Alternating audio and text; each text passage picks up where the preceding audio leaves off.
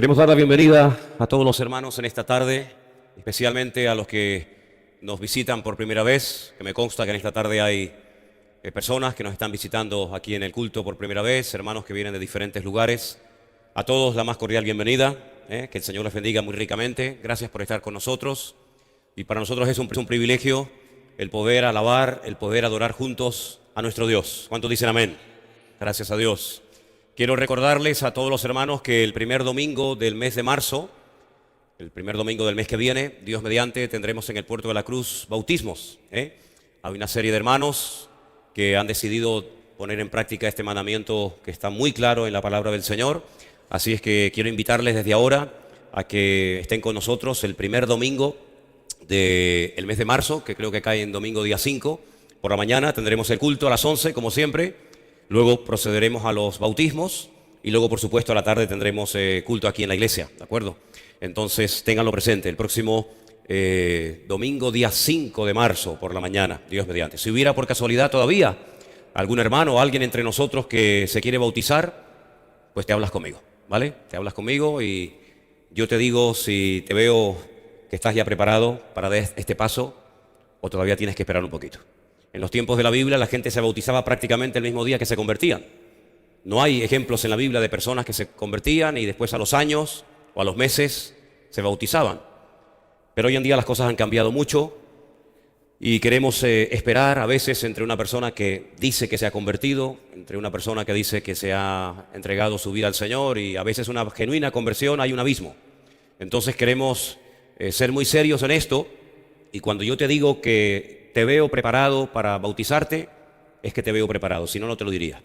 Entonces, si hay, ya digo, alguna persona en la congregación que todavía no ha manifestado su deseo de ser bautizado, pues te hablas conmigo y todavía de aquí a ese día aún hay tiempo para hablar y sentarnos y ver el motivo que te impulsa a ser bautizado o lo que sea, ¿de acuerdo? Quiero dar las gracias a la iglesia, a todos los hermanos que han estado orando por nosotros. Saben que yo he estado en Israel, estuve una primera semana con un grupo de hermanos que ya han dado algunos testimonios aquí en la iglesia. El día jueves Marcos estuvo aquí y algunos hermanos dieron testimonio. Nosotros lo veíamos en la casa del hermano Adolfo y Paula allí en Tel Aviv, y lo veíamos en una televisión enorme que el hermano tiene allí en el salón de su casa. Y bueno, también tuve la oportunidad de, no sé qué tal se veía, yo a ustedes los veía muy flacos, no sé si era cuestión de la cámara, los veía muy flacos, muy estirados, muy delgados, y yo dije, ¿cómo han adelgazado las ovejas en esta semana, no? Y bueno, miraba así, digo, es que era todos, es que no era uno solo, sino les veía a todos muy delgados, una pinta, una planta espectacular, pero ahora vengo y no es para tanto, ¿no?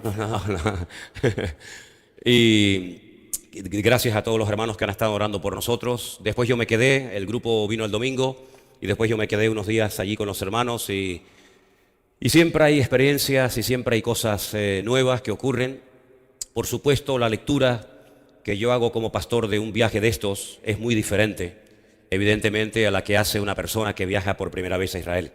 Yo no viajo en calidad de, permítame la expresión, como turista. Tampoco los hermanos fueron como turistas, pero quiero decir esto, que las personas que van por primera vez son muy impactados por todo, porque es otro mundo. No hay punto de comparación Israel con España o con el país del cual tú procedes. Es un país, el idioma, la cultura, los olores, los sabores, las costumbres son completamente diferentes a las que estamos acostumbrados nosotros a movernos, y es muy impactante sobre todo para las personas que van por primera vez, llegar a un país donde todo es novedad, donde todo es nuevo, donde todo lo que ven les impresiona enormemente.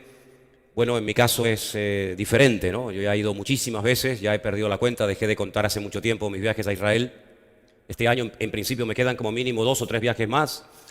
Así es que la lectura que yo hago de una visita a Israel es diferente. Es una lectura desde otro punto de vista. Soy pastor y conozco muchas veces el trasfondo, lo que hay detrás de algo que pueda impresionar, como el famoso Cótel o el Muro de las Lamentaciones, o la vida de los religiosos, de los rabinos, danzando y cantando. Sí quiero destacar de una forma especial, y eso es algo que sí me gustaría ver con el paso del tiempo, por lo menos aquí en nuestra congregación, y es ver la responsabilidad y la seriedad de los jóvenes en ese país. Se madura muy pronto. No hay lugar para tonterías. A los 18 años todos tienen que ir al servicio militar, Y no es un ejército para ir de vacaciones o para conocer gente, sino es un ejército tremendamente preparado, con unas exigencias tremendas, preparados para entrar en combate en cualquier momento. Criaturas con 18, 19, 20 años tienen que estar ahí, los chicos 3 años de su vida y las mujeres 2 años. Maduran muy pronto, toman responsabilidades muy pronto. Cuando salen del servicio militar, se toman un tiempo de descanso, en algunos casos unos meses, en algunos casos un año, depende del poder adquisitivo de cada uno de ellos.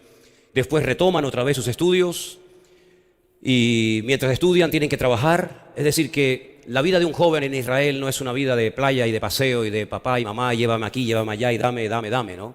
Sino que es una vida de mucha responsabilidad, de mucha madurez, de mucho compromiso. Y eso es lo que a mí me gustaría ver, sinceramente, en la juventud, por lo menos de la iglesia, ya que en la calle eso se ha perdido. Sí me gustaría ver en la iglesia a los jóvenes que asumen responsabilidades.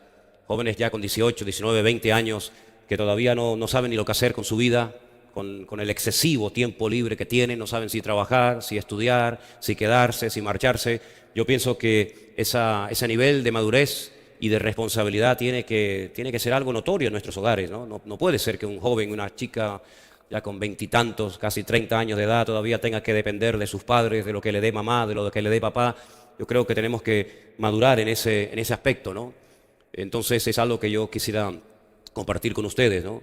Creo que muchas veces cometemos un gravísimo error. Este mes es el mes de la familia y una de las cosas que diré a lo largo de este tiempo es que muchas veces cometemos el error he oído a veces, yo no quiero darle a mis hijos o no quiero que ellos sufran lo que yo sufrí. Pero nos olvidamos de que hoy en día somos lo que somos gracias a las carencias y a las dificultades y a las luchas que tuvimos, ¿verdad?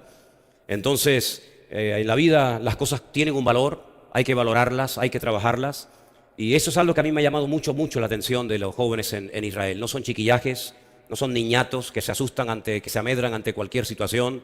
Son personas que están incluso dispuestos a morir por su país, ¿verdad? Personas que se pegan 2 o 3 años en operaciones, en maniobras y ni siquiera pueden comunicarse con sus familiares, en fin, por motivos obvios, ¿no? Y eso siempre me ha llamado mucho la atención. También, lógicamente, en la convivencia, en el roce, en el vivir un día y otro día, pues uno va descubriendo cosas, ¿no? Descubriendo cosas que a veces aquí en la congregación pues es muy difícil que surjan y que se manifiesten, ¿verdad? Y a mí como pastor me ha servido también mucho porque este viaje lo han hecho conmigo personas que son de nuestra iglesia, salvo esta jovencita, esta chica Sara, que al fin y al cabo fue la primera iglesia en la que se congregó la nuestra, pero que ahora vive en Las Palmas. Pues también me he dado cuenta, ¿no? A veces de cosas que están ahí, que no surgen, pero que a veces son carencias y son cosas que nos hacen ver que todavía tenemos aspectos y áreas de nuestra vida en las que tenemos que madurar. Y creo que todo en la vida tiene un propósito. Y a veces el Señor nos mueve de un lugar a otro, nos enseña otras culturas, otras comidas, otra forma de ser, para que maduremos. La madurez no viene por el tiempo, hermanos. He conocido personas que tienen muchos años, cronológicamente hablando, pero no tienen nada que ver con su madurez en el Señor. Samuel era mucho más maduro y estaba mucho más sensible a oír la voz de Dios que el mismísimo Elí, que era el sacerdote de su época. Dice que ni siquiera se tomaba el tiempo para corregir a sus hijos, que estaban causando un testimonio terrible y eran una verdadera piedra de tropiezo a todo el pueblo de Israel. Lo mismo le pasó a Samuel, lo mismo le pasó al mismísimo rey David, ¿verdad? Entonces muchas veces la madurez no tiene nada que ver con que tenga 14 años o 30 o 40 o 50, ¿no? Yo creo que es una decisión que tenemos que tomar y creo que todos debemos de tomar esa decisión. Yo quiero ser un cristiano maduro.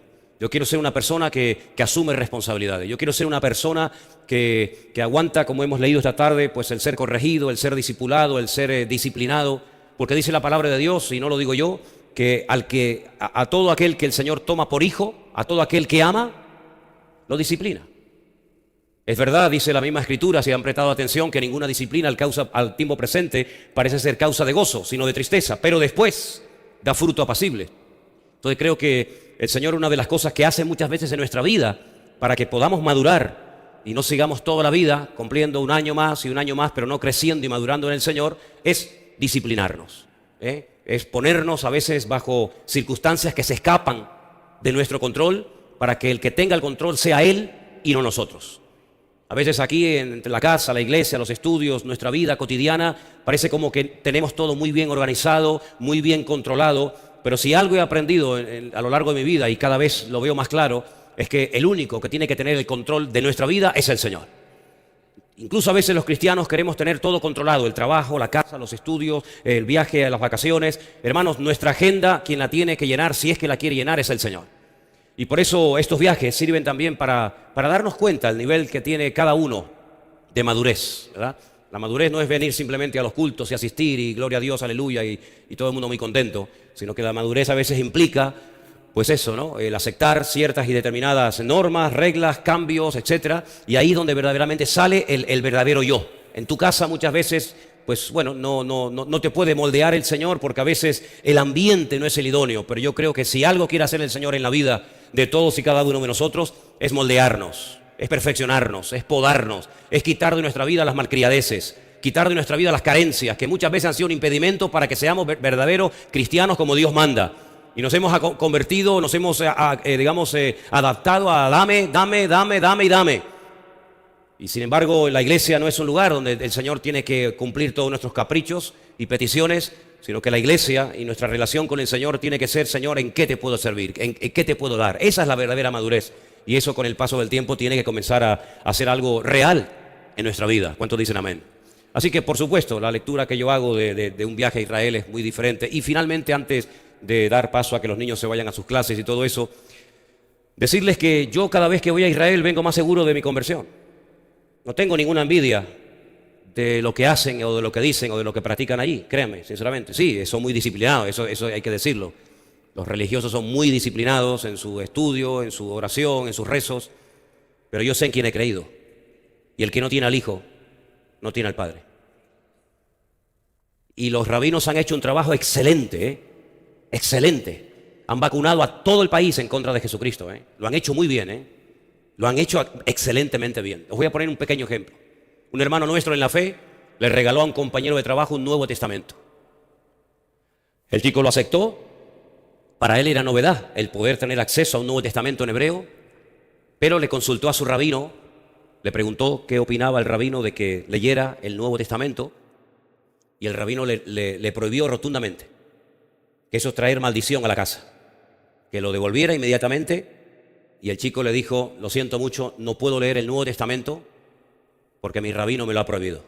¿Qué te parece? Entonces los rabinos han hecho un trabajo excelente, han vacunado, repito, a todo el país en contra de Jesucristo.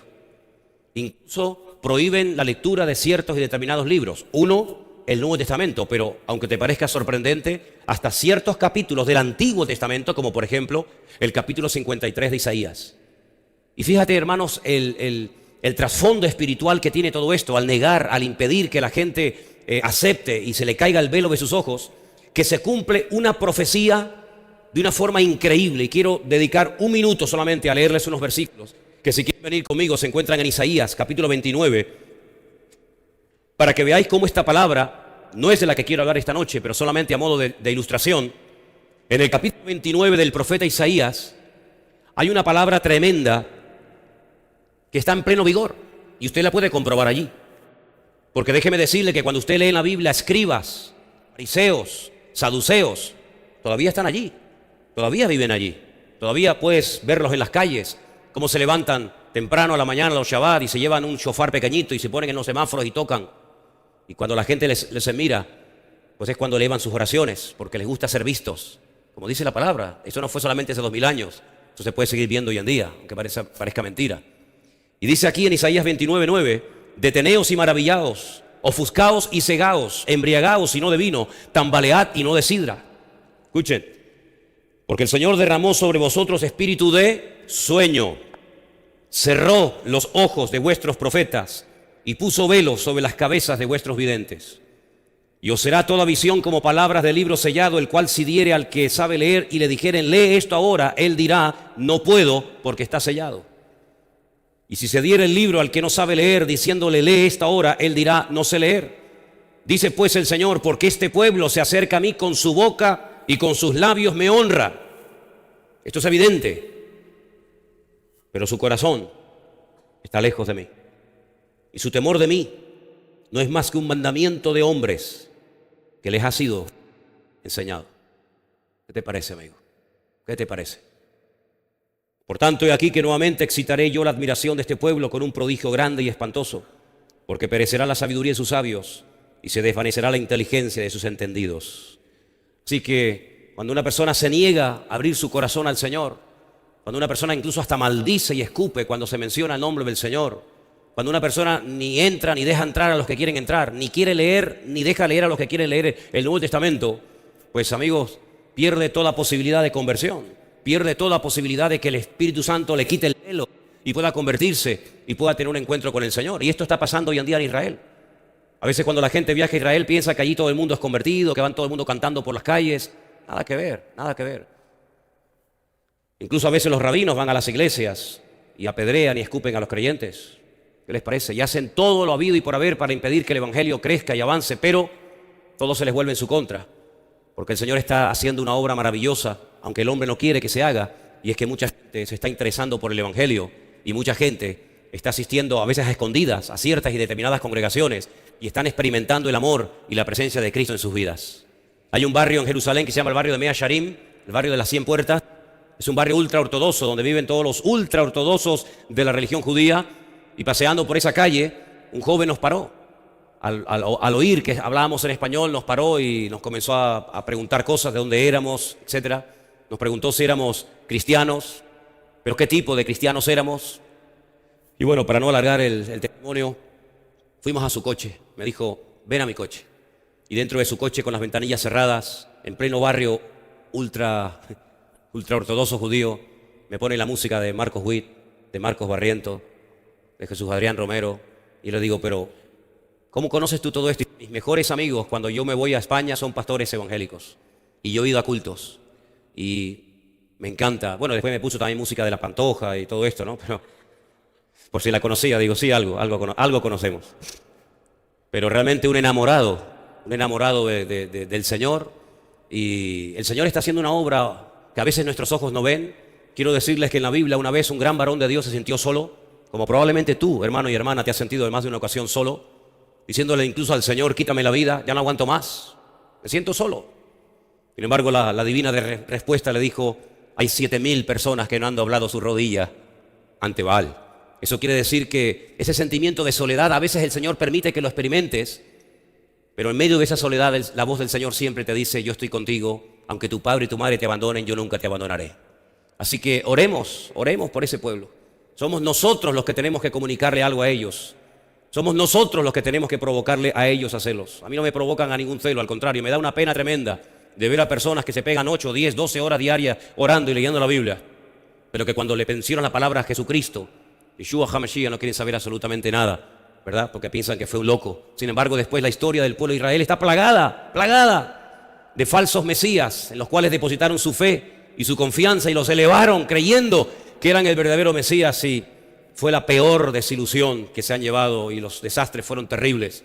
Uno de los Mesías que ellos levantaron creyendo que era el verdadero se llamó Bar Kokhba, el hijo de la estrella, en una pésima interpretación de un texto bíblico donde Jacob decía que levantaría una estrella, ¿verdad?, de Jacob, alguien que brillaría y marcaría una diferencia. El famoso Rabí Akiva comenzó a predicar y comenzó a enseñar a la gente que Bar Kokhba era el verdadero Mesías. Se produjo una rebelión, una guerra, el Imperio Romano dijo basta, y a un promedio de 500, 600 crucifixiones diarias arrasó con la idea de que Bar Kokhba era el Mesías. Cogieron al Rabí Akiva, que lo había levantado a lo alto, con tenazas al rojo vivo, le arrancaron la piel. Después, con cepillos de púas, le arrancaron el resto de la piel que le quedaba en su cuerpo, y la carne se la dieron a comer a los perros en las calles. Araron el templo de Jerusalén, lo destruyeron, cambiaron el nombre de la ciudad de Jerusalén a Elia Capitolina, levantaron un templo a Júpiter, donde hoy en día van miles de personas al lugar donde creen que el Señor Jesucristo murió y fue crucificado, y al país le cambió el nombre de Israel por Palestina o Filistea, tierra de filisteos. ¿Qué te parece? Pero había profecías, había promesas, hay un pacto que Dios ha hecho con ese pueblo, con esa gente. Y dice la Biblia que si su pecado, su rebelión fue la riqueza del mundo, hasta el punto que el haber rechazado ellos al Mesías hizo que millones y millones de personas no judías en todas partes del mundo hasta el día de hoy se sigan entregando y confesando que Cristo es el camino, la verdad y la vida, y que nadie salva más que el Señor Jesucristo. Dice, ¿cuánto más será su plena restauración? Dice, así que no se ensoberbezcan, porque no son las ramas las que alimentan al árbol o la raíz, sino es la raíz la que alimenta a las ramas, ¿verdad? Y el Señor dice que es poderoso para que en cuanto se arrepientan y en cuanto reconozcan y en cuanto se humillen, volver a injertar en el olivo verdadero, Romanos 11, las ramas verdaderas, y entonces todo Israel será salvo. No hay ninguna promesa para ninguna nación de tal magnitud, ninguna. No hay naciones en el mundo que enteras se convertirán, salvo una, Israel. Todo Israel será salvo, desde el más grande hasta el más pequeño. Dice, y verán al que traspasaron y harán lamentación por él. Y estarán meses y meses por las ciudades de Judea, Samaria y Galilea, llorando, porque reconocerán que aquel que rechazaron y crucificaron era el verdadero Mesías. Aleluya. Y hermanos, nunca, créame, sé que esto lo habéis oído miles de veces. Nunca en mi vida he tenido la sensación de que estamos más cerca de su venida que nunca. Llevo más de 35 años predicando el Evangelio. No he hecho otra vida, no he hecho otra cosa en los últimos 35 años de mi vida o más que predicar y predicar y predicar la palabra. He dado docenas de estudios sobre profecía, sobre escatología, sobre Daniel, sobre Apocalipsis, pero créame la sensación que tengo en este momento acerca de lo pronto, de lo rápido que se puede así disparar todo, acerca de la segunda venida, de los acontecimientos finales. Créame que es algo tremendo. Israel tiene un protocolo de guerra llamado el protocolo Sansón.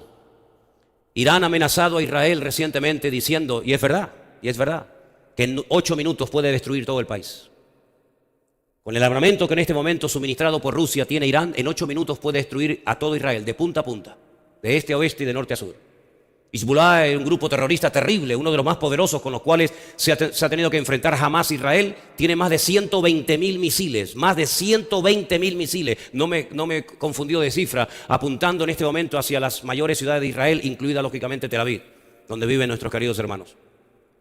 Estando nosotros en Israel, no nos enteramos. Yo me enteré por una foto que me mandó Elena desde la península del Sinaí. ISIS, el Daesh, lanzó 5 misiles contra la ciudad de Eilat, abajo donde termina Israel, allí en el Mar Rojo. 4 fueron interceptados, 1 cayó en tierra, no pasó absolutamente nada. Israel tiene ese protocolo de guerra diciendo, si nos atacan, ojivas con capacidad destructiva nuclear saldrán disparadas en todas las direcciones. Y nosotros moriremos y seremos destruidos, pero ni uno de ustedes quedará vivo para festejar y celebrar la victoria. Todos morirán. Así que si intentan destruirnos, quiero que sepan que Siria, Líbano, Irak, Irán, Arabia Saudita, Egipto, etcétera, etcétera, serán borradas de la faz de la tierra para siempre. ¿Qué te parece, amigo? Es algo increíble, hermanos. Hemos estado en el valle de Josafat, valle de Meguido, donde más de 3/4 partes de la Biblia puedes explicarla viendo los valles y los montes, aunque esta última vez que fuimos había mucha niebla y no se pudieron ver todos los montes. Pero queridos hermanos, en ese gran valle donde dice la Biblia que el Señor convocará a todas las naciones de la tierra y allí entrará en juicio con ellas. Dice que habrá una matanza de tal calibre, de tal magnitud, que la sangre llegará hasta los frenos de los caballos. ¿Qué te parece? 200 millones de personas armadas hasta los dientes pelearán contra Israel y llegarán hasta el monte de los olivos, y allí el Señor tendrá que intervenir, porque si el Señor no viene en esta última gran batalla que se va a llevar a cabo, sí o sí, Israel será destruido. 7 batallas como mínimo Israel ha ganado en los últimos 70 años. De todas ha salido victorioso, de todas ha salido vencedor, pero de esta última gran batalla no va a poder salir victorioso a menos que miren al cielo y a menos que clamen a aquel que traspasaron y crucificaron. Y en ese momento vendrá el Señor, y dice Zacarías capítulo 14, y en aquel día pondrá él los pies sobre el monte de los olivos, y se partirá ese monte y será un gran valle, y allí el Señor vendrá y todo ojo le verá y toda rodilla se doblará y toda lengua confesará que Cristo es el Señor, para la gloria de Dios Padre. Y todo eso que hemos leído durante años y años, de generación en generación, se ha estado traspasando estos datos, este conocimiento, esta información a los creyentes. Está próximo a ver su cumplimiento, hermanos. Así que no perdáis más el tiempo, por favor, queridos hermanos. Lo que tenga que hacer, hágalo pronto. Decídase ya de una vez. No permítame la expresión del tingo al tango. Aquí, allá, me quedo, me voy, oro, no. Hermano, decídase ya de una vez. Sería una tragedia que después de haber estado años usted saltando de iglesia en iglesia y escuchando cientos o miles de predicaciones, al final te quedes y pierdas lo más grandioso, que era el haberte ido con el Señor por haber sido simplemente un religioso de tantos y tantos que hoy en día están llenas las congregaciones. El Señor viene a buscar un pueblo sin mancha y sin arruga. Basta ya de tonterías, basta ya de perder el tiempo, basta ya de estar gastando nuestra energía, nuestra juventud y nuestros recursos en cosas vanas. Basta ya de enfadarnos y de molestarnos por cualquier amonestación que nos hagan aquí o en cualquier otra congregación. Basta ya de estar siempre pendiente de que me llame, me escriba, me visite. Hermano, hay que madurar. Dice el Señor en su palabra, después de tanto tiempo, debiendo ser ya maestros, todavía tenéis necesidad de alimento, no de sólidos, sino de leche, porque sois niños. ¿Cuántos niños hay aquí? ¿Solamente los chiquitines? Yo espero que todos y cada uno de nosotros tengamos bien puestas las pilas y tengamos bien claro en quién hemos creído. Viva una vida en orden, en santidad, sin la cual nadie verá al Señor, dice la Biblia. Las iglesias están pasando un periodo terrible, terrible. Lo que hoy en día se ve en las iglesias y en los púlpitos es de vergüenza. Créame que jamás en mi vida como pastor he sentido tanta vergüenza de ver a personas que utilizan el ministerio y los púlpitos y los cargos que tienen para engañar, para manipular y para pegarse la gran vida y robar y manipular a la gente en nombre de Dios. Es increíble lo que está pasando, amados hermanos. Y es tiempo de que nosotros nos levantemos en pie de guerra y digamos, basta, basta, se acabó. Vamos otra vez a la fuente, hermano, vamos a la palabra de Dios. Ella es la base y el fundamento de nuestra vida. Y la única manera en estos últimos tiempos, en esta recta final, de no caer, es poniendo nuestros ojos y nuestra confianza solamente en el Señor Jesucristo.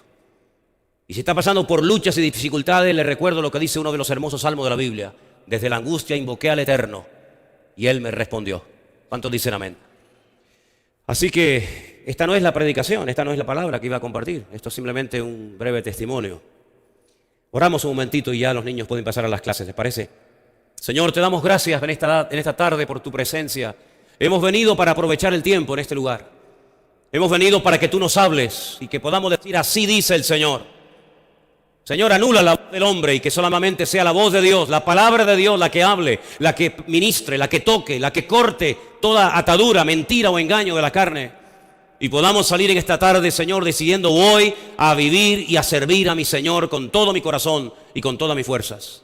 Bendice esta palabra que hoy vamos a compartir, Señor. Y también ahí a los niños que van a estar en sus clases, bendíceles también y ministrales a ellos conforme a su necesidad. Te lo pedimos en esta tarde en el bendito nombre de Jesús. Amén y amén. Pueden pasar los niños, por favor, a sus clases. Nosotros nos quedamos aquí. Y hermanos, les anunciaba que vamos a tener durante este mes, yo todavía no he podido compartir ninguna palabra referente al tema de la familia, porque he estado estos domingos fuera. Seguramente tendremos que meternos también en el mes de marzo y hablar acerca del tema de la familia. Porque el Señor en su palabra nos da muchas instrucciones para que nuestras familias sean familias bendecidas. Y no sean familias llenas de problemas, de divisiones, de divorcios, de separaciones, de peleas, de cosas que no traen honra y gloria al Señor. Lo más hermoso que tendrás en esta vida, después de tu salvación, debería ser tu familia. Pero lamentablemente, como pastor tengo que decirles que muchas veces nos hemos encontrado a gente de nuestro ministerio que proceden de familias que si eso se llama familia, y muchas veces las carencias que se experimentaron en la familia después se manifiestan en las congregaciones. Una de las cosas que yo observo es que cuando hay una ausencia de la figura paterna en una casa, se nota muchísimo. E incluso hay personas que tienen muchos problemas a la hora de relacionarse con Dios y tratarlo como padre, porque la figura de padre que tuvieron fue prácticamente inexistente, nula o simplemente no la tuvieron. Y cuando hablo de padres ausentes, no me refiero al hecho de que se fue con otra mujer y abandonó a la mujer y a los hijos. No solamente a eso, aunque puede ser. Cuando hablo de padres ausentes, no me refiero única y exclusivamente a un papá que les abandonó o que murió, sino a veces me refiero también a padres ausentes, pero que viven en ese techo, en esa casa, que comen en la misma mesa, pero es como si no estuviera. Y no hay nada peor que un padre que no cumple su función como padre, delante de su familia y por supuesto delante de Dios. Es un señor que entra y sale, pero que no es cabeza, no tiene nada espiritual que aportar a sus hijos y a su familia. Es una persona vacía, que su vida gira en torno a su trabajo, Y es una persona que lo único que le interesa en la vida es tener y tener y tener, pero no tiene como prioridad hacer de su familia un punto de luz y un lugar donde verdaderamente el Señor habite y donde verdaderamente el Señor sea la autoridad y la cabeza en ese hogar. Cuando llamamos a Dios Padre nuestro que estás en los cielos, si tu figura paterna fue mala, probablemente la imagen que tienes de Dios como Padre también sea una imagen distorsionada o no de acorde a lo que dice la Escritura. Por eso es muy, muy importante que los padres, hoy voy a hablar fundamentalmente de la figura del padre, y en otra ocasión hablaré de la madre y de los hijos, pero por eso es muy importante que ustedes como hombres, como padres, se responsabilicen y entiendan lo que Dios espera de vuestra vida. No solamente de cara al trabajo, de cara a lo laboral o material, sino de cara a vuestra vida familiar. Un padre ausente es un padre que no puede transmitir un buen ejemplo a sus hijos. Y los principios y los valores no se aprenden en la iglesia. La iglesia refuerza. Ahora los niños se han ido a sus clases, llamamos de escuela dominical. Pero la iglesia no tiene la responsabilidad de educar a sus hijos. La responsabilidad de educar y de llevar por los caminos del Señor a sus hijos, quien la tiene es usted. No son nuestros hijos, son sus hijos. No es nuestra responsabilidad. Nosotros colaboramos con los padres para que esos niños en la iglesia tengan, digamos, como una especie de refuerzo. Pero a veces nos encontramos con niños que no saben orar y tienen que aprender en la escuela dominical a orar, cuando quien debería haberles enseñado a orar a sus hijos es su padre y su madre en casa. Y a veces nos encontramos con niños que comentan casos como que en la casa a la hora de la comida no se ora, no hay textos bíblicos, no hay palabra de Dios en la casa, no hay fotografías o pósters de la palabra de Dios en casa. Y esos principios que muchas veces exigimos a nuestros hijos como disciplina, puntualidad, respeto, espiritualidad, etcétera, donde tienen verdaderamente que aprenderlos y recibirlos es en el hogar. Si nuestros hijos no reciben en casa unos principios morales y espirituales, olvídense en estos tiempos más que nunca que los van a aprender en la calle y mucho menos en el colegio. Ya este año va a salir los juguetes unisex. Ya se están vendiendo muñecas que ya son hombre y mujer según lo que el niño o la niña quiera hacer. Ya en muchos colegios ya no hace falta poner baño de niño o baño de niños, sino que ya son baños donde va el que quiera. Y hoy en día ya hay leyes en más de 17 comunidades autónomas en este país llamado España, donde si usted lleva al psicólogo o trata o disciplina a su hijo o a su hija por un problema sexual o por un problema de una distorsión en cuanto a su identidad sexual, su hijo puede denunciarlo y usted puede terminar con sus huesos en la cárcel. ¿Qué le parece? Muchos de los que enseñan en los colegios son homosexuales o lesbianas. Y estas aberraciones, estos pecados terribles, que se ve como normal y natural en nuestra sociedad, es lo que nuestros hijos cada día ven, escuchan, oyen y ven en televisión, en el colegio, en las calles y en todas partes. ¿Dónde van a aprender nuestros hijos que no hay matrimonios entre hombres o entre mujeres, sino que el matrimonio es entre un hombre y una mujer, entre papá y mamá? ¿Dónde van a aprender a orar? ¿Dónde van a aprender a respetar? ¿Dónde van a aprender a amar a Dios? ¿Dónde? ¿En la iglesia una vez a la semana? ¿Media hora? No podemos delegar esa responsabilidad en personas que tienen a tu hijo o a tu hija media hora a la semana y durante toda la semana ¿qué? Por eso la ausencia de enseñanza, la ausencia de la falta de enseñanza en cuanto a principios, en cuanto a disciplina en el hogar, se paga muy, pero que muy caro. Muchos de los grandes delincuentes, una de las cosas que dicen es que en su casa no tuvieron nunca disciplina, sino que se les daba todo cuanto pedían, incluso cuando el niño venía con algo que le había quitado a un compañero o algo que había robado en una tienda, en un supermercado, el papá y la mamá como que le aplaudían la gracia al nene, en vez de obligarle a devolver lo que había robado y pedir perdón. ¿Qué te parece? Y ese niño que empezó robando un caramelo y después un juguete y después un libro y después una zapatilla, al final puede ser que terminara robando después un banco, porque el pecado va en aumento. Y somos los padres y madres, los que tenemos delante de Dios la responsabilidad de educar y de disciplinar a nuestros hijos. Pero para colmo, muchos de los que después se convierten de grande y de mayor, proceden de hogares rotos, proceden de hogares donde la droga, el alcohol, la pornografía y tantas perversiones eran lo más normal del mundo. Y en cuanto a la disciplina, ni les cuento. La palabra disciplina parece que a algunos les pone los pelos de punta. Sin embargo, quiero llevarles al libro de Proverbios para que ustedes vean simplemente unos pocos versículos que he escogido. Hay miles, solamente unos poquitos, para que ustedes se den cuenta de lo importante que es la enseñanza, la disciplina, la instrucción en la vida de los más pequeños. Proverbios 1:8 dice así: oye, hijo mío, la instrucción de tu padre. Tienen que oírla, no imaginársela. La instrucción del padre, óyela. Y no menosprecies la dirección de tu madre. ¿Se dan cuenta? Los dos trabajando en equipo. No es que papá dice no y mamá por atrás dice sí, no pasa nada. O no es que la mamá dice no hagas eso y papá dice hazlo, no pasa nada. Sino que son un equipo. El padre dice aquí instruye y la madre da dirección. Y ambos trabajan en equipo para que ese arbolito, ahora que se puede enderezar, no se tuerza y se quiera enderezar cuando sea demasiado tarde.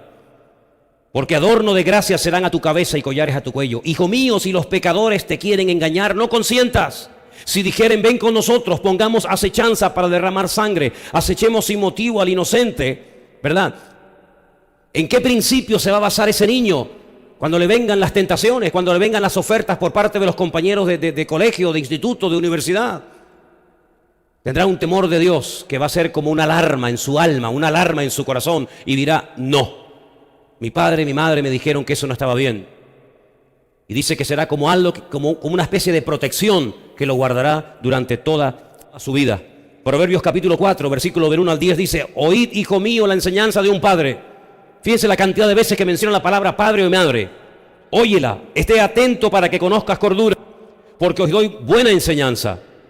No desamparéis mi ley, porque yo también fui hijo de mi padre, delicado y único delante de mi madre. Él me enseñaba y me decía: retenga tu corazón mis razones, guarda mis mandamientos y vivirás. Adquiere sabiduría y adquiere inteligencia.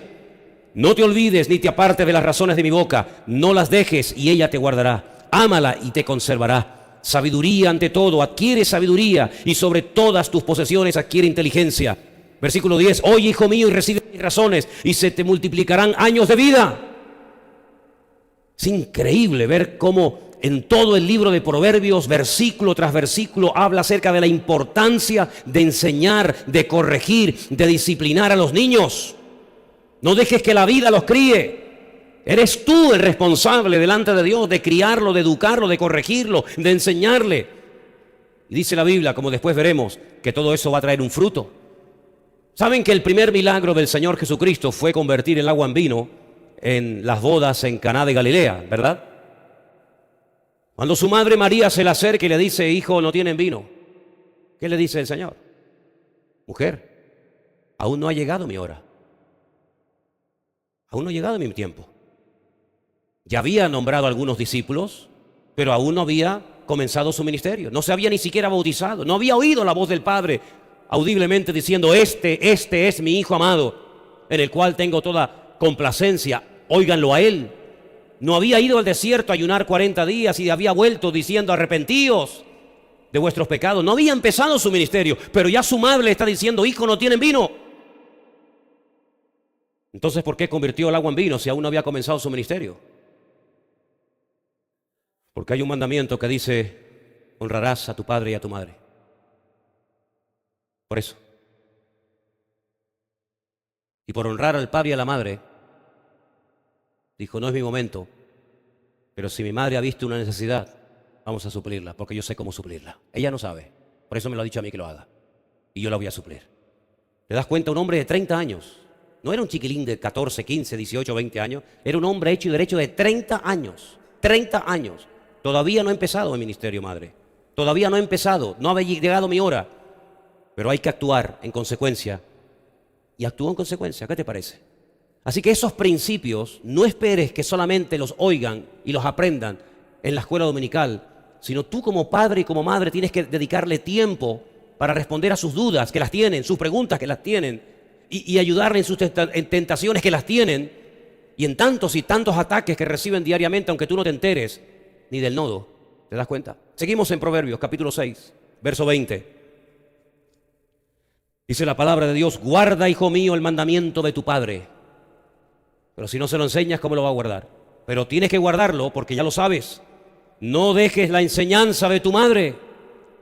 Átalos siempre en tu corazón, enlázalos a tu cuello, te guiarán cuando andes, cuando duermas te guardarán, hablarán contigo cuando te despiertes, porque el mandamiento es lámpara y la enseñanza es luz y camino de vida, las reprensiones que te instruyen, para que te guarden de la mala mujer, de la blandura de la lengua de la mujer extraña. No codicies su hermosura en tu corazón, ni ella te prenda con sus ojos. Fíjate lo que se le enseñaba a estos niños de pequeño. Cuidado, porque ahora eres un niño, ahora te tienta el juguete del niño, ahora te tienta el juguetito de tu amigo, pero el día de mañana te tentarán otras cosas, como por ejemplo fijarte y dejarte arrastrar por la mujer ajena, la mujer extraña, que te puede prender con su hermosura, con su salamería. Y los padres enseñaban a los hijos, cuidado, cuidado hijo, no sea que seas como cordero llevado al matadero, ¿verdad? Estas enseñanzas las recibían en casa. Fíjate qué nivel de enseñanza. Cuidando y protegiendo a sus hijos para tentaciones futuras, para que lo sensual o lo sexual o cualquier otra perversión pudiera en un momento determinado echarles el lazo a sus hijos y echarlos a perder. Fíjate lo que se enseñaba en los hogares. Como alguien me preguntó en este viaje, ¿en el templo no se enseñaba? No, en el templo se iba a ofrendar, se iba a diezmar, se iba a otras cosas, pero no se iba a recibir enseñanza. La enseñanza fundamentalmente la recibían y la reciben hasta el día de hoy los hijos a través de su padre y de su madre en la casa. Y en la sinagoga se leen las escrituras, se da una enseñanza a nivel general, pero es en la casa donde el papá disipula a su hijo y donde la mamá enseña a sus hijos, y ambos se complementan y colaboran juntos para hacer de ese hombre y de esa mujer un hombre de Dios el día de mañana. ¿Cuántos dicen amén? Proverbios 22:6, ahí viene la promesa que les comentaba antes, versículo que ustedes saben ya de memoria. Pero para ver resultados tienes que cumplir la primera parte. Instruye al niño en su camino. ¿Cuándo hay que instruirlo? Cuando tenga 18 años, que él elija. ¿Dónde dice eso la Biblia? ¿Dónde dice la Biblia que no le voy a enseñar nada de la Biblia a mi hijo y que cuando él sea grande elija? Es un disparate de la psicología moderna. Eso es una barbaridad que el Satanás ha logrado meter en la cabeza de millones de personas. No se le puede presionar al niño, no se le puede decir que lea la Biblia, que ore, que venga a la iglesia. ¿Quién dijo eso? ¿Quién dijo eso? Mi Dios en su palabra me dice a mí como padre y a ti como madre, instruye a tu hijo en su camino y aun cuando fuere viejo no se apartará de él. ¿Cuántos dicen amén? No se apartará, pero primero tiene que ser instruido. Si se aparta, probablemente no fue demasiado bien instruido. No digo que sea el 100% de los casos, pero hay mucho más probabilidad de que un hijo y una hija vaya por el buen camino al ser enseñado en la palabra, que vaya por el buen camino al no haber sido instruido en la palabra del Señor, evidentemente. Como le dije hace poco a alguien, hay más posibilidades de morir si vas a 200 kilómetros por hora en la autopista que si vas a 80. Claro que te puedes matar a 80, pero hay mucho más probabilidades, si ese es de loco, que si vas respetando las normas establecidas. Proverbios 29:15, otro versículo más que nos habla acerca de la importancia de cumplir nuestra función. La vara y la corrección dan sabiduría, mas el muchacho consentido avergonzará a su madre. ¿Te ha pasado, mamá? ¿Que te deja en mal lugar y te hace pasar vergüenza a tu hijo? La culpa no es de él. La culpa es tuya. Porque dice que el niño consentido hará que su madre pase vergüenza. La pregunta cuando leía esto es, ¿por qué no menciona al padre? ¿Por qué no dice que el padre es el que pasará vergüenza, sino la madre? Permítame que le dé una opinión personal en cuanto a esto. Salvo excepciones que las hay en todo, generalmente, la madre consiente más que los padres. Generalmente. No digo que sea su caso, hermana, no se sienta aludida. Pero generalmente la madre es más blanda. El padre es como más duro, más exigente. Cuidado que hay de todo, ¿eh? Cuidado que hay de todo. Pero generalmente la madre es, pobrecito, mi niño.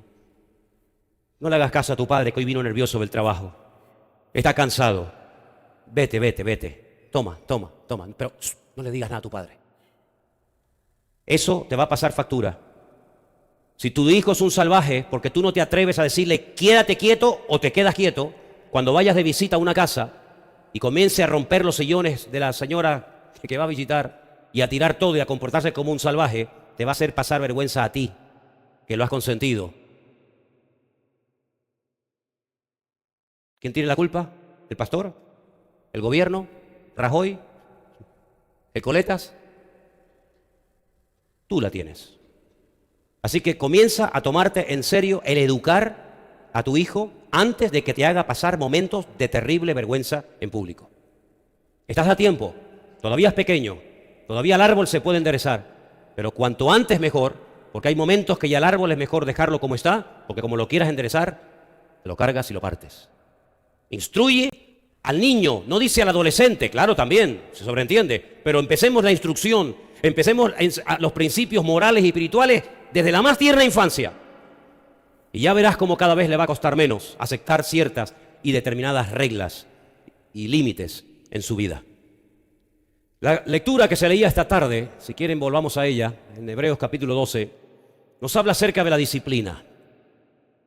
La palabra discípulo viene de disciplina. Un discípulo es una persona que está bajo la disciplina de un maestro. A veces como que la palabra disciplina nos pone en guardia porque tiene como una especie de connotación mala o negativa. No, nada que ver, nada que ver. No. Un futbolista está bajo la disciplina de ese club. Y el club que le paga pone las condiciones. Y si no rinde, lo traspasan el año que viene. Chao, adiós, muy buenas. Una persona que va a un colegio está bajo la disciplina, bajo la tutela de esos educadores o enseñantes. Nosotros, ¿bajo quién estamos? ¿Quién es el que nos disciplina? ¿Quién es el que nos disipula? ¿Quién es el que nos cubre? ¿Quién es el que le pone, como yo digo, el cascabel al gato? A veces tu padre no se atrevió a decirte lo que tenía que haberte dicho. Y a veces tu madre tampoco se atrevió. Y a veces algunos creyentes, algunas ovejas han tenido la desgracia de caer en ministerios que no tenían ninguna autoridad moral ni espiritual para corregirte a ti, porque a lo mejor ellos estaban igual o peor que tú. Porque yo digo que para hablar y corregir a una persona, el primero que tiene que predicarse el mensaje es el que lo está dando, evidentemente. La Biblia dice que nadie puede ser pastor, nadie ni siquiera puede ser diácono en una congregación si no sabe tener a sus hijos en obediencia mientras estén bajo su techo, mientras estén bajo su cobertura. Dice que el que no sabe gobernar su casa, ¿cómo pretende gobernar la casa de Dios? ¿Cuántos pastores hoy en día están predicando después de haberse casado, separado, divorciado 2 y 3 veces? ¿Qué autoridad tiene ese personaje de decirle a una congregación, de hablar de moral, de hablar de unidad familiar, de hablar de matrimonio, de orden y de obediencia, cuando usted, que dice que es el pastor de la iglesia, ya lleva 2 o 3 matrimonios y sus hijos son un auténtico desastre? ¿Qué credibilidad tiene esa persona? ¿Las palabras? ¿El título que tiene? Ninguna, bíblicamente ninguna. Ahora no nos extraña que cuando Samuel estaba a punto de morir, un gran hombre de Dios, dicho sea de paso, con todo mi respeto lo digo, los ancianos de Israel llegaran y le dijeran: Samuel, por favor, no nos pongas a ninguno de tus hijos como responsables espirituales del país cuando tú mueras, porque la conducta de tus hijos es terrible. Es tremendo, porque él cuando era niño fue criado por el sacerdote Elí, que también tuvo el mismo problema. Sus hijos eran los sacerdotes de la época, pero eran un desastre. Y luego él, parece mentira, reproduce en su vida familiar aquel gran defecto y pecado que vio cuando era niño en la casa del sacerdote Elí. Y por eso se pasó de ese tiempo de jueces a un tiempo de monarquía, que también fue otro fracaso. Pero ¿os dais cuenta, queridos hermanos? Si en su pasado, en su hogar, en su familia, usted ha tenido malos ejemplos, un modelo pésimo de padre o de madre o de familia, pídele al Señor que por favor no vuelvas tú a reproducir lo mismo que viste y en lo que fuiste enseñado y preparado de pequeño, sino procura decir: no quiero en mi casa que el alcohol, que la pornografía, que las palabrotas, que el robo, que la mentira, el engaño, el genio, el mal humor, etcétera, etcétera, se conviertan en algo normal en mi vida, sino que nuestra vida y nuestro hogar sea un punto de referencia y un punto de luz. Si usted fracasa en su casa, usted ha fracasado en todo. Usted puede ser un gran predicador, un gran cantante, un gran guitarrista, un gran pianista y lo que usted quiera. Pero si su vida no acredita y avala su ministerio, lo mejor que puede hacer para el bien suyo propio, el de los suyos, el de los demás, es bajarse de ese púlpito y esperar un tiempo hasta que usted pueda ser un botón de muestra de lo que usted le pide a los demás que sean. ¿Cuántos dicen amén? ¿No tuviste papá? Procura que el Señor llene ese vacío. Porque personas que no tuvieron padre o que prácticamente no hacía absolutamente nada, eso afecta más de lo que tú te puedas imaginar. Por eso el Señor nos da el gran privilegio de llamarle a Él Padre nuestro, Padre bueno, que estás en los cielos. No permitas que las carencias, las heridas de tu infancia, de tu adolescencia o de tu juventud marquen tu destino de una forma negativa que no pueda ser una bendición para otras personas. ¿Cuántos dicen amén? Hermanos, dicen que hay 3 factores que determinan nuestra conducta. Tres factores que son fundamentales para llegar a ser lo que somos hoy. Una es la genética. Parece mentira el peso genético, ¿eh? Ay, amigo, déjenme que les ponga un pequeño ejemplo. El Señor, el Dios Todopoderoso, el Dios de Abraham, de Isaac y de Jacob, cuando nació Ismael, su primer hijo, con Agar, la egipcia, le dijo: será un hombre fiero, todos contra él y él contra todos. El Señor ya le reveló a su padre, le reveló a sus descendientes cómo sería su temperamento, cómo sería su carácter. Por eso es muy importante que tú renuncies a cualquier aspecto, vamos a decir, hereditario, que sea la identidad, que sea lo más conocido en esa familia. Por ejemplo, hay familias que en el barrio son conocidos como los ladrones. La familia. Cuando pases por enfrente de su casa, ponte la mano en el bolsillo, porque eso es como te vean la cartera, te despluman, amigo. Es como un estigma, es como un sello que tiene esa familia. O la familia que todos en esa casa, todos son drogadictos. El padre, la madre, los sobrinos, los nietos, los sobrinos. Unos entran, unos salen de la casa, pero todos están enganchados. Desde el abuelo, desde el bisabuelo son así. Familias que están marcadas por la depresión. La madre era depresiva, pero es que su abuela también lo era. Y el sobrino, y el cuñado, y el primo. Es como una maldición que pesa sobre esa familia. Todos son depresivos. Incluso algunos se han tirado por un puente y se han matado. Y el otro se quitó la vida suicidándose, no sé qué. Familias que están marcadas como por una especie de mano negra. La genética es terrible. Cuando nuestra vida no está en las manos de Cristo, la genética pesa más que la influencia de Dios en tu vida. Fíjate lo que le dijo Noé a su hijo: maldito sea Canaán. ¿Y cómo eran los cananeos? Eran terribles, terribles. Y lo único que puede cambiar ese factor, esa influencia, ese peso terrible genético sobre tu vida es una verdadera y genuina conversión a Cristo. Los cananeos eran pervertidos, eran idólatras, eran terribles. Pero cuando se convirtió Rahab, la cananea, mira cómo cambió todo. Sé que algunos estarán pensando en este momento en ese texto de Éxodo capítulo 20, que dice que Dios visita la maldad, ¿sí o no? La maldad sobre los hijos, hasta la tercera y cuarta generación, y en algunas iglesias se paran ahí y manipulan y cortan el texto y mutilan la palabra. Y ese es el daño y el temor que sufre mucha gente. Sin embargo, el texto no termina ahí. El texto dice literalmente que Dios, es verdad, visita la maldad sobre los hijos hasta la tercera y cuarta generación de los que me aborrecen. Esa es la diferencia. Pero sobre 1000 generaciones llega la bendición de aquellos que aman y respetan y aceptan y acatan los mandamientos del Señor. ¿Cuántos dicen amén? Cuando Rahab la cananea se convierte al Señor y forma parte del pueblo de Israel y se casa con un señor llamado Salmón, al poco tiempo queda embarazada y ya esa maldición, digamos, genética queda anulada. Porque cuando uno se convierte al Señor no tiene que tener miedo del pasado, porque los hijos no llevarán el pecado de los padres, ni los padres llevarán el pecado de los hijos, sino el alma que pecare, esa la que morirá, nada más. El Señor dice: yo voy a quitar de Israel de cuajo ese refrán que ustedes tienen, que lo dicen y creen que es verdad y es falso. Los padres comieron las uvas y los hijos sufrieron la dentera. Eso es falso. ¿Quién pecó, Señor, este o su padre, para que este pobre hombre naciera ciego? Ni él ni su padre. Estáis haciendo una mala interpretación, una pésima lectura de una realidad. Este hombre ha nacido así para que yo hoy manifestara la gloria de Dios sobre su vida. Y es interesante notar cómo cuando esta mujer se casa, dicen que con uno de los espías que visitó su casa, un señor llamado Salmón, y da a luz a un hijo, y nació nada más y nada menos, como ustedes saben bien, que vos. Ay, amigo. Sí, vos.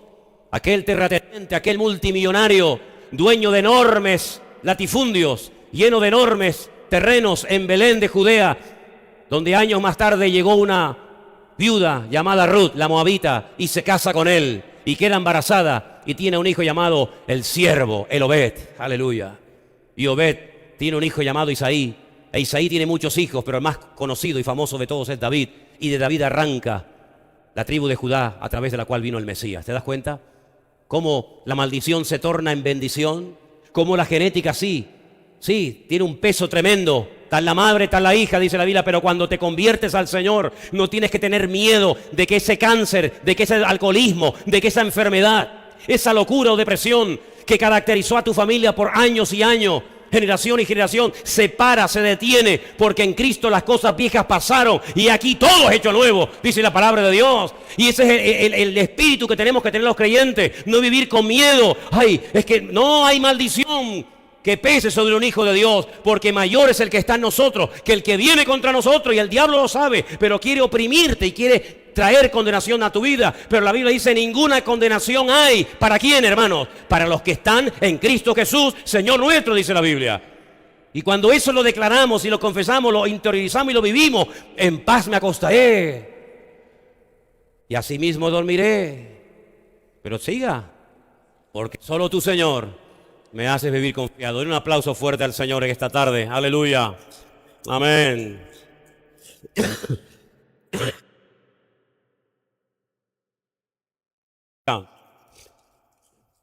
La genética tiene un peso tremendo, pero también el ambiente familiar en el que te has criado.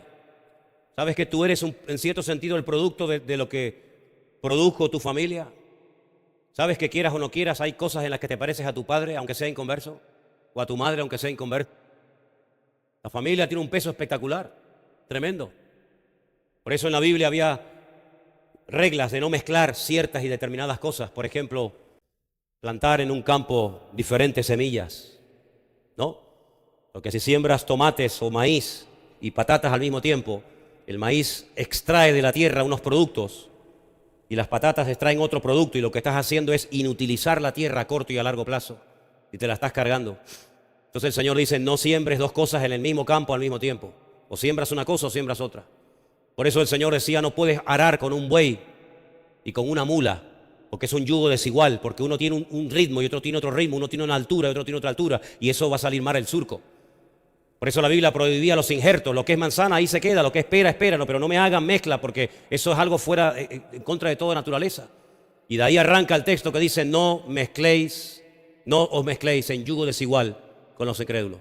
Usted quiere hacer una empresa, ni se le ocurra juntarse con un inconverso. Ay, pero es que ya lo hice. Dice la Biblia: deshaz eso lo antes posible, antes de que arruine tu vida. Si ya con un cristiano es a veces complicado tener un negocio, imagínate con un inconverso. ¿Qué te parece, amigo? Ahora, si usted se cree más sabio que Dios, si usted se cree más inteligente que Dios, adelante. Le espero al final del camino y le recordaré este mensaje del día de hoy.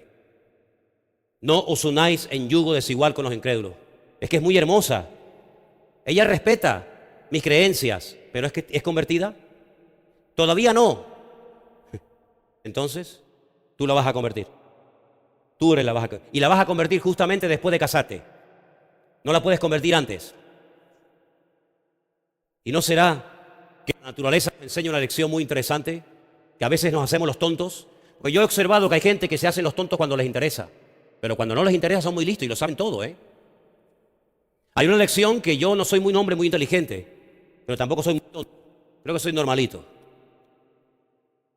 Y la naturaleza nos enseña que si usted tiene un saco con 250 patatas o papas, si me entiende mejor, y hay una podrida, lo mejor que puede hacer lo antes posible es extraer la podrida.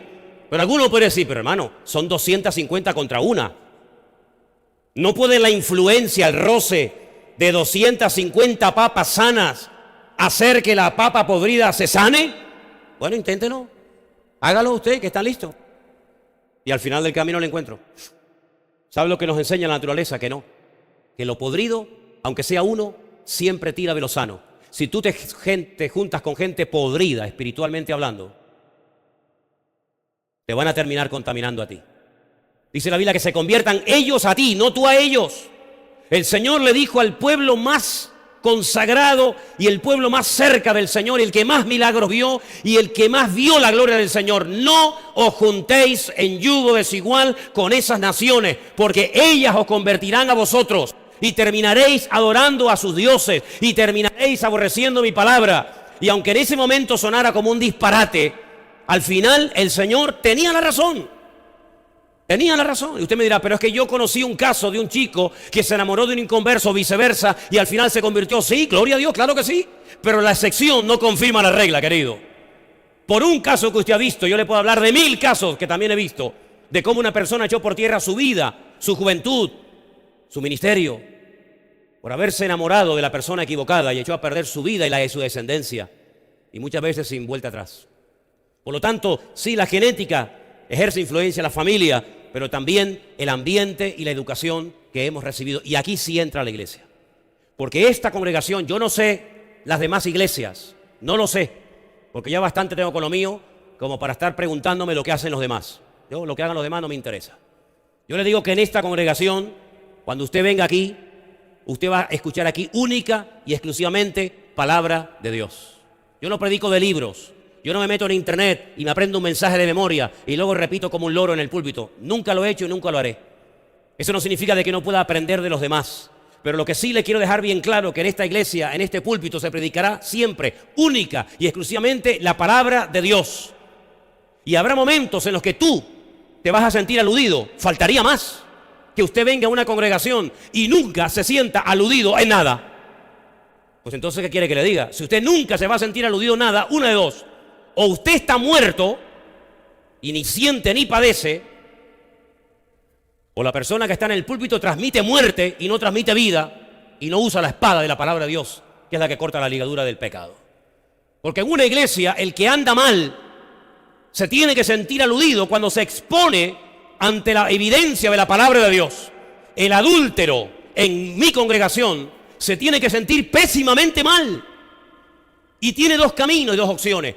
O dejas tu adulterio, dejas tu fornicación, dejas tu desorden y tu pecado, o no vas a poder continuar en una congregación donde todo lo que se cante y lo que se diga te va a sentar como jarro de agua fría. ¿Por qué? Porque en la iglesia venimos a cambiar y a hacer la voluntad de Dios y no a oír palabras que endulcen nuestros oídos. Y al que no le guste, que Dios lo bendiga. Pero en este lugar solamente hablaremos claramente al pan, pan y al vino, vino. Claro y raspado, como dicen los venezolanos. La palabra de Dios. Y si usted está en pecado, póngase en orden. Y si usted ha robado, ya puede estar devolviendo y pidiendo perdón. Y si usted está viviendo y acostándose con el novio sin estar casado, arréglese con Dios. Eso es lo que dice la palabra del Señor. Pero se ha perdido el temor de Dios en las congregaciones. Y muchas iglesias son auténticos circos. Muchas congregaciones son iglesias donde la gente va a ser prosperados. Mire, yo no sé si usted va a venir a esta iglesia y va a ser prosperado. Yo no tengo ni idea. Pero yo no vengo a esta iglesia para ser prosperado materialmente. Yo vengo a esta iglesia para oír la palabra de Dios y que Dios me diga lo que me tenga que decir para ser mejor cristiano de lo que he sido hasta el día de hoy. Yo no me tengo que adaptar a usted, caballero. Usted se tiene que adaptar al evangelio. Y yo no tengo el objetivo de tener una iglesia grande. Yo lo que quiero es tener una congregación de gente ordenada. Me da igual si son 4, si son 1000 o son 20.000, me da exactamente igual. Hace años, y voy terminando, un pastor me dijo, quiero presentarte a una chica, esto fue en la península, que viene de Tenerife. Y bueno, el pastor me decía, dice que es cristiana. Entonces él me la presenta y me dice, mira, esta es la hermana que yo te decía. Y le dije, ¿tú vivías en Tenerife?